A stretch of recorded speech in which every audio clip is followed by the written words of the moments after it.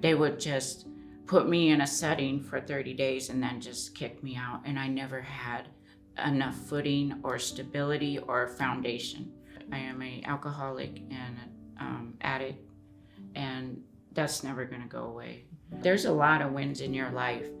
Every day, you know, just waking up and, you know, making your bed, you know, that's a win. Before you were in Leaders of Tomorrow, tell us a little bit about where you were in your journey, what your mindset was, what your outlook on life was.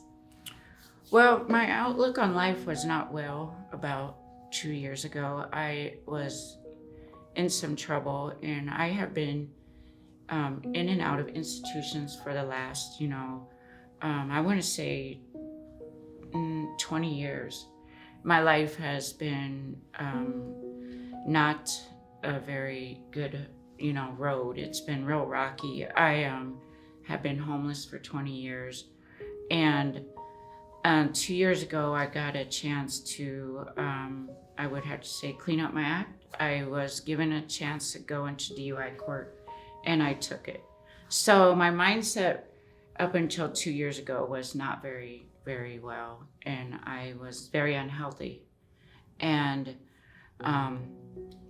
it took a lot of courage to just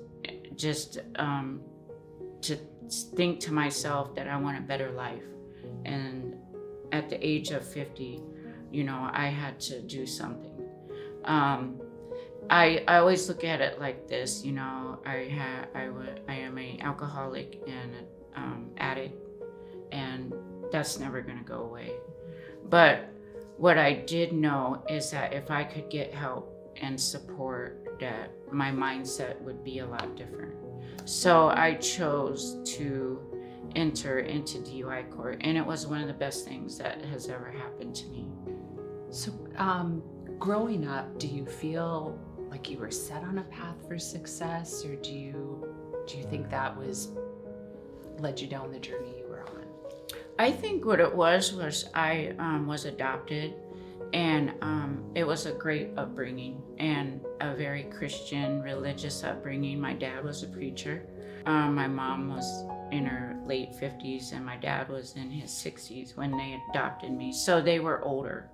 So I was raised with a very good upbringing, morals, and but I think what it was is when I started to drink at the age of 16, my parents were not, you know, equipped. They did not know, you know, how to address and what was going on with me. They did break up when I was about 17, and that bothered me a lot. So it was kind of like I was raised to be seen and not heard. So I didn't understand on how to relate or communicate that I was in a lot of pain. I needed help. And so I kind of grew up like that. So it was kind of like, you know, everything was swept under the carpet, and I wasn't allowed to really reach out or communicate or, you know, like you should do as a healthy person. So early in life, that's how I kind of looked at life, was to not talk about it, just, you know, not ask for help. So I really think that when I started to drink at the age of 16, and then it got worse when I was 19 and continued, I didn't really know how to ask for help or guidance, you know. And this was in, you know, back in the 90s. And back then we didn't have a whole lot of, you know, connections with, you know, with today they have all the help for addicts and alcoholics. They didn't have that back then. Right. So I would have to say I think, you know, I wasn't on a very good, you know, from the beginning. I didn't have a lot of help and support.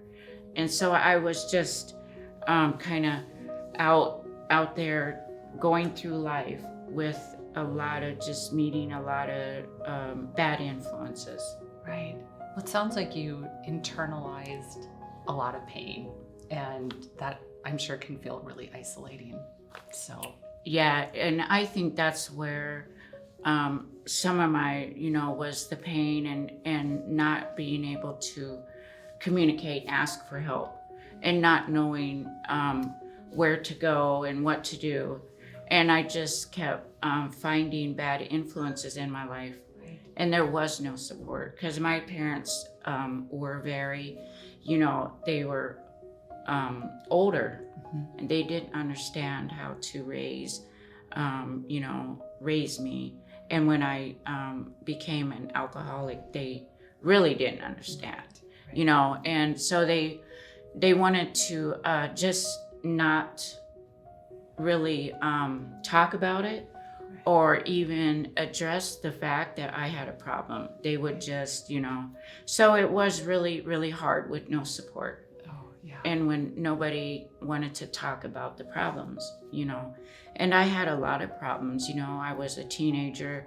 I was going through, their breakup, and then, just a lot of family problems. Sure.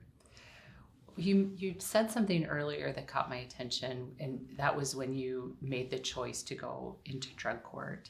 And just listening to you now talk about internalizing so much pain and not really knowing how to make those decisions and how to communicate, that makes that even more profound, that you found that in yourself to make that choice, which seems to be a turning point in your life. So that's one program that has made a difference. As you were coming up through the system, do you feel like there were support programs in place? Do you feel like you got the support that you needed? Oh yes, tremendously. I really can't say nothing, but I just feel such a great, just so overwhelming with joy and gratitude for DUI court, because they had, first off, I never had no support coming in and out of the institutions. They would just put me in a setting for 30 days and then just kick me out, and I never had enough footing or stability or foundation.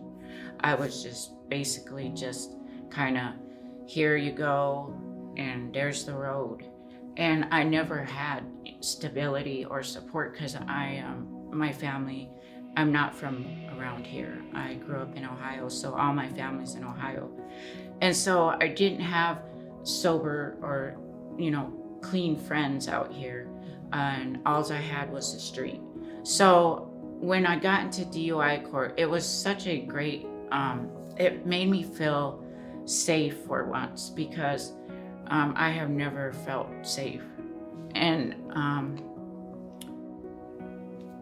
I guess what I'd have to say is DUI court allowed me, I was homeless. So what they did is they got me a place to live. And it was at a transitional living place. And it was a great opportunity for me, because, and then they actually put me in all the, well-needed classes that, treatment. I was going through all DBT, and which taught me a lot about, learning how to live life, which I have never learned.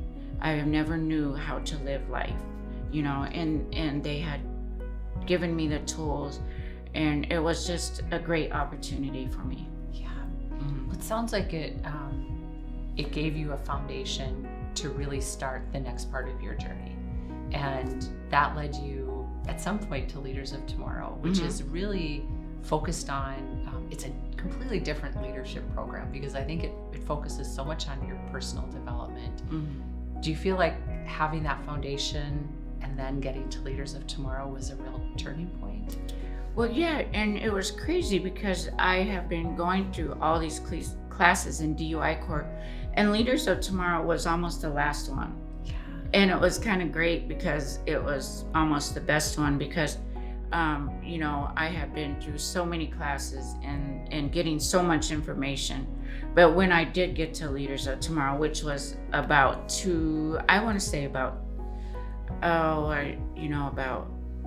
3 months from me graduating DUI court.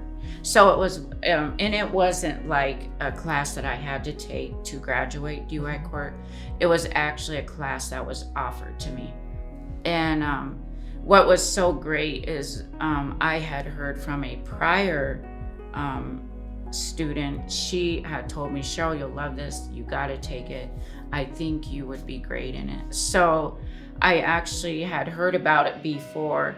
And then when the second class came, my CSO came to me and she's like, hey, I think you would do great in this class. And I was like, oh yeah, this a prior student had told me. And I was like, really? I was like, so I did go to the interview and, I heard a little bit about it and I made a commitment. And so I think that Leaders of Tomorrow, I didn't know what kind of class it was. I just knew it had a great name. Yep. And I think, the one thing I notice with people that go through that program is the way they communicate when they come out of it seems completely different. That mindset is different. The words they choose are different. Did that happen with you? Yes, I think it gave me a little bit of a more self-esteem builder and communication, and also at work, and also with the wins that we learned every week. That really helped me, and to see others grow also, because I'm like a big fan of others. I like to see others like me. We're all going through the same situation where our lives has been upturned for some reason, and we have come together in a class, and we're all learning together, and it's so comfortable. And so I felt that Leaders of Tomorrow has taught me so much. Not just it's not just a class. Right. It was kind of more than a class. It's helped me tremendously. Yeah. That's great. Mm. So you mentioned wins. Tell me more about the wins. I think what it was I didn't know, at first it was, they explained that whatever you did during the week, something good that you felt that you have done. And if you really think about it, there's a lot of wins in your life. Every day, just waking up and, making your bed, that's a win. Getting up, going to work, getting a new job, graduating DUI court, there's even the little wins mean a lot, and the big ones even more. And we celebrated it every week. And so I got to see others just like me. Our lives were continuously getting, better. And it was nice to share, right. Well, it seems like, thinking about your own wins and sharing and others' wins would have a pretty big impact on how you look at even the rest of your day, the rest of your week, how you relate to people. Do you feel that going through drug court, going through Leaders of Tomorrow has helped you in how you relate to people and how you build relationships? I think so. I think it has given me a lot more. I listen to people more. Communication is it is a relationship builder. And I do know that, when people are being negative, you just want to get away from that. Because for me, I think positive is one of the best, builder of self-esteem. When you're around positive and you feel good about yourself and others help you build that up, that's even better. So I tend to keep my circle small, and I don't get out of my circle, because when you have your circle built and they're the people that mean a lot to you and that build you up, those are the people that you want in your life. Right. And I hold that true, because at work, I work for Avera, and I love it there, and they have been so supportive of me. Yeah, that's great. Well, and you talked about safety, and that's got to be a feeling of safety too. And I think that's what a allows us to thrive. I mean, I think the first thing we need is to feel safe and free from fear, and it sounds like you got that. Tell me about the future. What excites you most about the future? Well, I guess,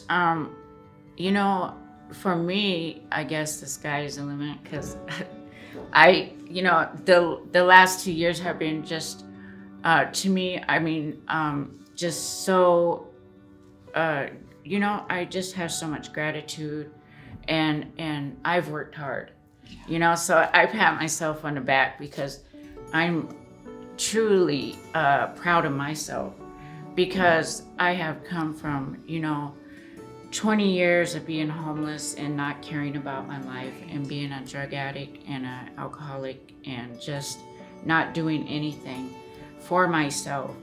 But now, with the tools that I have been given, I have been using them, daily, and with the greatest of, my gratitude for my higher power, just walking and being shown the way and the right way to live my life today with the help of LOT. And, it's just, I think, I look forward to just my career. I would like to just help others like me. I want to be a speaker.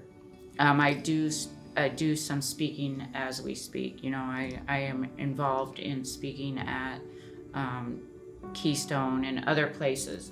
I go and speak to other alcoholics and addicts, which gives me just a great, it just fills my heart with joy, because I want to let others know that there is help, and we do not have to live in a deep, dark place. Right. So, and for me, the future just looks awesome, and I am so happy with my life today. I love that. Thanks. That was so awesome. As part of the Leaders of Tomorrow program, you go through a process called SOIL. Tell us about that and how you work that into your life. I guess, for me, when good things happen, or, positive things, I soak it in. And then, I'm always observing, because you have to observe. As an alcoholic addict, I have to be aware of where I'm at, who I'm with, where I'm going, and what I'm doing.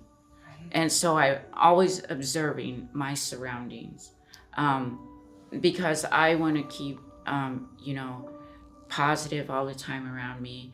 And I need to observe when it's negative, to get out of that situation, to leave the situation, and have a backbone. To stand up for myself, and then implement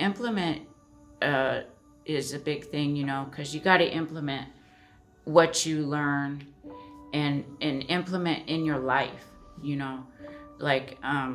it's just such a tremendous, for me, learning all these skills, and it's just helping me so much in my daily life, and learning how to live a better way of life. And so Leaders of Tomorrow has done that for me. I've been learning in the 16 weeks, taking notes, just listening, and, being involved in the class, and, doing interviews like this, meeting people like you, it's awesome. That's great. And the L in SOIL is look back. Do you spend time looking back, and how does that play into how you live your life today? I think I look back, and even the bad parts of my life, I can use all that and turn it into good. So I think, there was a path that I was led down. It wasn't a good one, but it has taught me now, at where I'm at in my life, that I can use that to be my strength, and to look back and not be ashamed, or, of the bad that I did, that I can turn it all into something positive, and not always have self-pity or, oh, poor me. And, I think I look back at now, 2 years ago, I was just now beginning on my journey to where I am at today. And I look back with such joy and gratitude and happiness and just, it's just unfathomable for me. I mean, I can't believe myself what I've done in the last 2 years. And I've come a long ways, and it's just a wonderful, wonderful place to be in my life right now.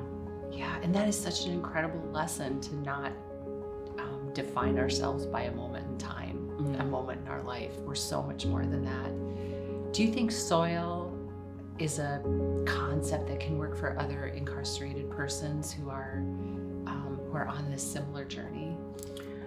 Oh yeah, and I think this justice impact is such a great, I like everything about it. There's a time where I was I had a very bad impression of myself because I was a felon. And society kind of made me feel that way. Like I couldn't get a job, I couldn't live somewhere, and I really wanted just an opportunity to really, open up and show what I could do. So I think this Justice Impact program and just people looking at us like people, not felons, or I feel like I got a job at Avera, and that has my dignity and my self-worth. Just getting that job and being allowed to get hired, and I never thought that would have happened ever in my whole life. So I think, with people like companies like Avera, or, they're working with people like me, oh my gosh, it's such a blessing. Yeah. And I can't say more about the, Justice Impact. And I could tell, and I do tell others when I speak at Keystone or somewhere, I tell these women, you don't have to always feel like that. You don't have to feel like you're not worth going and put an application in somewhere, because you never know. And just do it, and you don't think of yourself as just being that felon, because I felt like that for so long, and I had no, and when you don't know your self-worth, and when you just feel, you just have that negative, outlook on yourself, you just go back to what you were doing. And since the Justice Impact program and me getting a job at Avera, I just, I feel like I could do anything now. Yeah, service is an amazing thing. It really can change your own life. It has. Yeah. So if you could say something to the community, to our community of Sioux Falls, about supporting, what could we do as a community more for justice impacted persons, what would that be? Or what would you want the community to know? Well, I think for one, for me, it would be looking at people like me, giving them more time, like DUI court and drug court, like giving them more help, with longer time, because 30 days of treatment was never long enough for me. Just to give them a place to live, because a lot of us had nowhere to go. I could never afford, like the 24/7. I couldn't afford, I didn't have a job. There was a lot of things that I couldn't do, but I think the community, if they can allow us to get, longer, time of sobriety, Right. and that helps us more. And also, oh man, with the Justice Impact program is just, I think it's one of the best things to help people like us. Right. To change our lives. and to turn over a new leaf and not go back to, the streets, go back to the drinking, go back to the drugs, or go back to, whatever led us to that bad place where we was for so long. And for me, I was institutionalized. I had nowhere to go, for a long, long time. Yeah. So I just kept going back to prison. Right. I just felt like prison was a safe place for me. Right. And so I think just giving people like maybe a safe place to live. Yeah. And maybe it's, I know they have places out here, but like for me, that transitional living place it just helped me so much. Made a difference. Yeah, and I think that's one of the biggest things for people like us. Right. We need a place where we feel safe, secure, and where we can get help and in a longer period of time, Right. not just 30 days. Right. So healing can start. Mhm. Healing takes a long time. Oh, it does, and I'm still healing. Yeah. I'm still going through my ups and downs, but I have the tools in which to reach out and say I need help. Right. Yeah. I I don't have to just be alone anymore. Cheryl, what does success look like for you now versus what it looked like back when you were in your addiction and struggling? When I was in my addiction and drinking, there was no really. I didn't even know what that word was. My own priorities back then was just to continue that downgrade of drinking and using, and I just never knew what to look forward to in my life. Being homeless was just I guess what I was looking for daily was just somewhere to go, where my next drink was, or there was never no good outlook for me, or no success story. I thought that my self-esteem and everything, I had no integrity. My dignity was at such a low that I didn't care if I lived or died. So there really was no success. Now today, I guess my success looks like is just being clean and sober, and that will be my future. It's just to stay positive, clean, sober, and work at it every day, because being as dysfunctional and as sick as I was, and to be healthy today is success, and to care about myself, to love myself, and my self-worth is my net, and just living my dream of staying clean and sober. That's my success. That's outstanding. I mean, I think for so many of us, success is measured by what we have, by things, by what we get to do in life. It just rarely, I think, does success look like service to others, or when we traditionally think of what success looks like, it seems very tied to financial success, or our job, our careers. But you're really making incredible impacts in your life on others, and that's got to feel really incredible.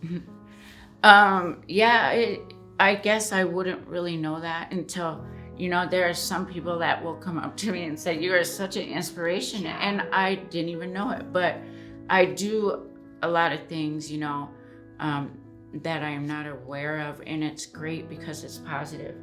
And I have been doing that since the day that I realized that I wanted to change my life and become a better person. And so I feel like all the positive that I can give to people, that, you know, that gives me such a great feeling of, you know, just being a better person, and showing it off, you know, and giving others like me, they'll come up and they are so happy, you know, where I was, you know, 2.5 years ago, and they see me now. It's such a night and day, you know, and I do inspire others, and it makes me feel awesome, and I want to keep doing that in the future. Just reach out and just help others and be a a light in the dark. Yeah. So We are so lucky to have you at Avera. thanks. Oh, Thank you. Yeah, that's amazing. you are like a truckload of great quotes.